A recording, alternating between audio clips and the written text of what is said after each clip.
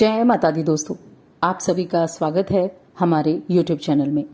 दोस्तों 29 जुलाई को गुरु बृहस्पति वक्री होने वाले हैं। ये अपनी राशि मीन राशि में विराजित हैं और 29 जुलाई को वक्री होंगे तो बड़े ही सुंदर योग का निर्माण होगा और इनके वक्री होने से कई तरह के बड़े परिवर्तन भी देखने को मिलेंगे।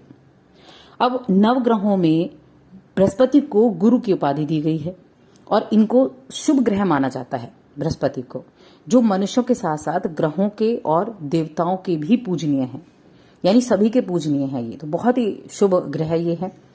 और 27 नक्षत्र जो होते हैं उनमें से जो पुनर्वसु नक्षत्र है, विशाखा है, पूर्व भाद्रपद नक्षत्र है, इनके स्वामी भी गुरु बृहस्पति माने जाते हैं।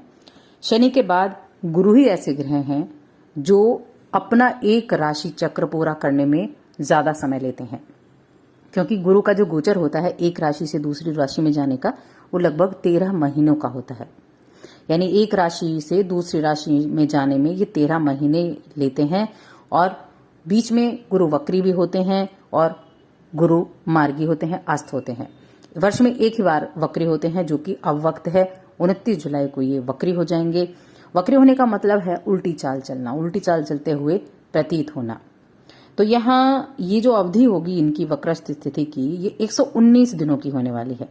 29 जुलाई से 24 नवंबर तक, 24 नवंबर तक वक्री रहेंगे। 24 नवंबर को ये मार्गी हो जाएंगे। वक्री रहते हुए कई तरह के बड़े बदलाव होने वाले हैं और इन बदलावों का प्रभाव तुला राशि के लोगों पर कैसा होगा, इस वीडियो में हम विस्तार से जानेंगे। तो वीडियो को लास्ट तक जरूर देखें। चैनल पर पहली बार आए हैं तो सब्सक्राइब भी कर लें और जुड़ जाएं हमारे चैनल के साथ। यहाँ आपको समय समय पर सभी जानकारियां मिलती रहती हैं। तो देखिए, गुरु का अपनी ही राशि में वक्री होना, और इस दिन देखिए गुरुवार का दिन भी है जो गुरु पुष्य योग बना रहा है। ये गुरु वक्री गुरु पुष्य योग का निर्माण करेगा, जिसका ज्योतिष में विशेष महत्व रहा है। बहुत अधिक फल देने वाला, राजयोग का फल देने वाला ये योग होता है। नक्षत्र जो पुष्य नक्षत्र होता है वो सुबह को ही शुरू हो जाएगा, अगले दिन तक ये रहेगा। अब इस योग का, इस नक्षत्र का बहुत श्रेष्ठ लाभ, दुर्लभ लाभ आपको देखने को मिलेगा। तो हम बात करें हैं तुला राशि की। तुला राशि के लोगों के लिए ये जो हैं तीसरे भाव के स्वामी हैं और छठे भाव के स्वामी हैं। तीसरा भाव पराक्रम का होता है, छठा भाव रोग, ऋण, शत्रु और साथ में आपकी प्रतियोगिताओं का भाव भी देखा जाता है। तो सबसे पहले आपका जो करियर है, आपका जो पेशेवर जीवन है, उसके लिहाज से अगर इस अवधि को देखें तो इस दौरान जो गुरु वक्री होंगे ये आपके कार्यस्थल पर स्थितियों को अच्छा बनाकर रखेंगे, लेकिन साथ में आपके जो काम है ना वो आपके पास ज्यादा हो सकता है।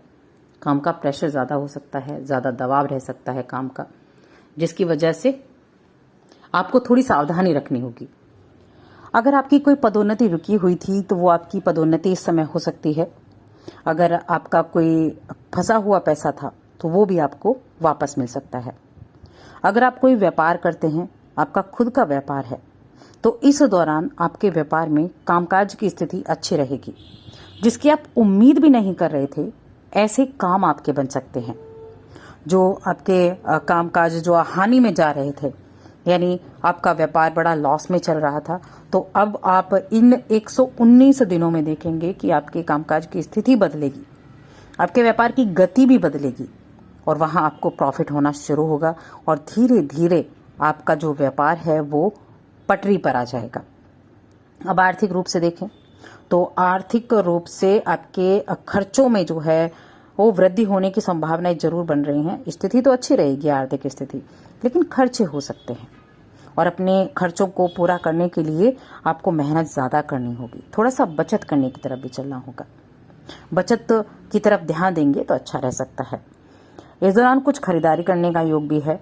कोई ऐसी लग्जरी चीज आप खरीद सकते हैं जिसके लिए हो सकता है आपको कर्ज भी लेना पड़े। कर्ज यानी लोन वगैरह आपको लेना पड़े, गाड़ी खरीदनी हो या फिर आपको होम लोन लेना पड़ सकता है। आप अपने लिए अच्छे मकान को खरीदारी करने के बारे में सोच रहे हैं, तो उस तरह की इच्छाएं भी इस दौरान आपकी पूरी हो सकती हैं। अब देखिए, कुछ ऐसी चीजें हैं जहां आपको ध्यान रखना है। एक तो जीवन साथी के साथ कोई विवादित स्थिति हो सकती है, क्योंकि छठे भाव में ये वक्री हो रहे हैं। तो वाणी पर जितना ज़्यादा संयम होगा उतना ज़्यादा अच्छा रहेगा, वरना पता चला कि छोटी छोटी बातों पर ही आप अपनी बातों में कुछ विवादित स्थितियाँ आपकी बन गई हैं। तो ध्यान रखें, थोड़ा उनके साथ ज़्यादा वक्त बिताएं और उनके दृष्टिकोण को समझने की भी कोशिश करें। स्वास्थ्य के लिहाज से आप अपने भाई बहनों के प्रति बहुत सपोर्टिव रहेंगे, अपने बच्चों के लिए भी बड़े सपोर्टिव रहेंगे और खुद के स्वास्थ्य का थोड़ा ध्यान रखें। अगर आपको हड्डियों से संबंधित कोई परेशानी है, जोड़ों से संबंधित कोई परेशानी है, तो आप उनका ध्यान रख सकते हैं, यानी अपने जॉइंट्स का आप थोड़ा ध्यान रखें। अब इसका जो ये गुरु पुष्य योग बना है और जो वक्री हुए हैं, इसका आध्यात्मिक तौर पर बड़ा अच्छा प्रभाव होगा। इस समय आप आध्यात्मिक हो सकते हैं, आपका रुझान जो है वो धर्म कर्म की चीज़ों की तरफ ज़्यादा रहेगा। सरकार की ओर से किसी धार्मिक मुद्दे से या किसी योजना से आप जुड़े हुए थे, तो वहाँ आपको रिजल्ट जो है वो अच्छे देखने को मिल सकते हैं। देखिए, गुरु को ज्ञान, भाषण, राजनीति, इन सभी का कारक भी माना जाता है। ऐसे में जो राजनीति से जुड़े लोग हैं इस राशि के, उन पर ज़्यादा प्रभाव देखने को मिलेगा। कुछ जीवन में कई तरह के बड़े फेरबदल भी हो सकते हैं। अगर आपके मन में एक इच्छा थी उच्च अधिकार पद प्राप्ति पाने की, तो कुंडली में अगर गुरु की स्थिति शुभ है तो ये समय आपके लिए आपकी इच्छाओं को पूर्ण करने का हो सकता है। राजनीति के क्षेत्र से जुड़े लोगों के लिए वाकई में ये समय लाजवाब होगा। और सिर्फ आपके लिए नहीं, जो भारत की राजनीति है ना, उसमें भी कई बड़े बदलाव होने को दिखाई देते हैं, बड़े बदलाव होंगे। और इसके अलावा जो जातक चांदी से जुड़ा हुआ व्यापार करते हैं, चांदी से जुड़े हुए काम करते हैं, उनमें अच्छी तेजी देखने को मिलेगी इन 119 दिनों में।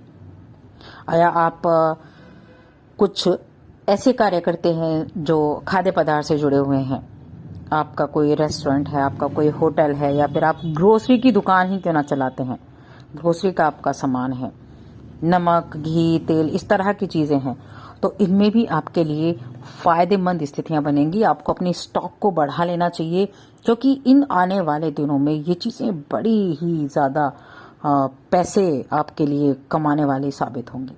तो ये जो चीज़ें हैं इनमें अच्छी आपको लाभ दिख रहे हैं।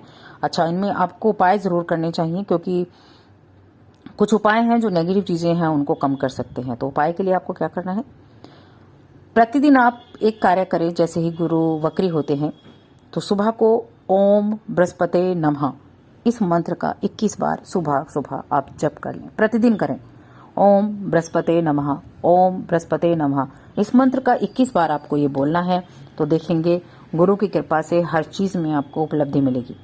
साथ ही चैनल को सब्सक्राइब कर लें, वीडियो को लाइक और शेयर करना ना भूलें।